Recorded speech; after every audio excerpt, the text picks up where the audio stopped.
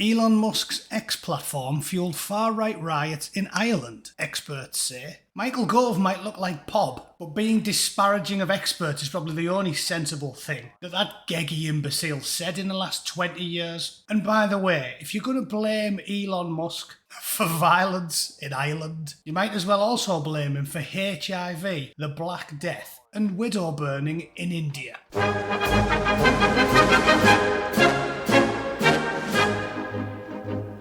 Okay, this is a brilliant story. I love that. I've made the point many times in the past. I can't say his name because you know what YouTube's like. As soon as you mention Tango Romeo, you get ditched off the platform. So I'll continue to use my acronym. I think you all know what I'm talking about.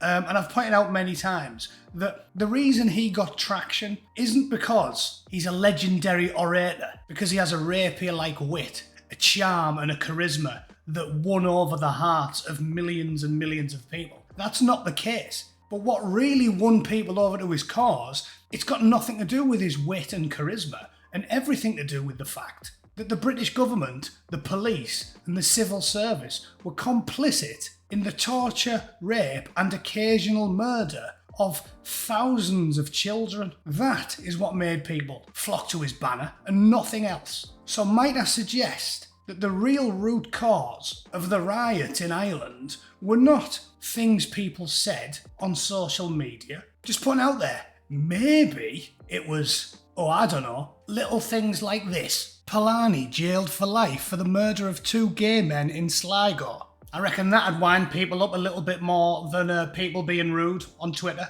What about this one? The murder of Eiling Murphy, a 23-year-old Irish primary school teacher murdered by Slovak Romani's Jozef Puska, and hundreds of other incidents besides. Now, you might not have heard of those 2 incidents. You probably haven't, because the media don't like telling you about them. But the people on the ground in Ireland know all about them, because unfortunately, working class scum like me, sadly we talk. Yeah, we go to pubs and we have long conversations and we talk about life, and we say things like, "Big Ora, did you hear about that foreign fella that lopped 2 gay blokes' Swedes off in the middle of the park? Jesus, sorry, can't be helped." We gossip.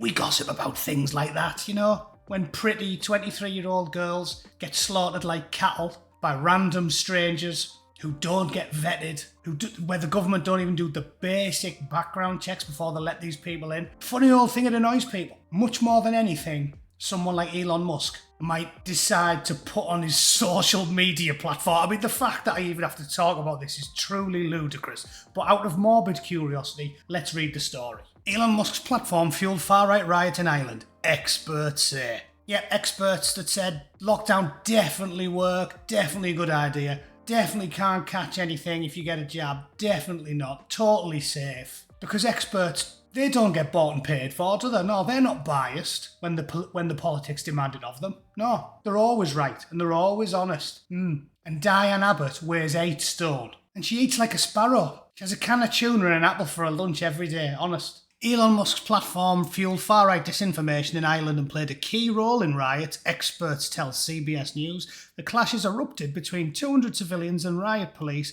as demonstrators vented rage about a stabbing incident that left multiple people wounded earlier in the day, including a 5-year-old girl who was hospitalised with serious injuries. False reports circulating on social media suggested the stabbings were carried out by an illegal immigrant. The alleged assailant was, in fact, a naturalised Irish citizen originally from Algeria. Yeah, well, there was a riot in my hometown once, you know, because this bloke sold me mum an orange and she had in fact asked for a tangerine, and when people found out, they went off it.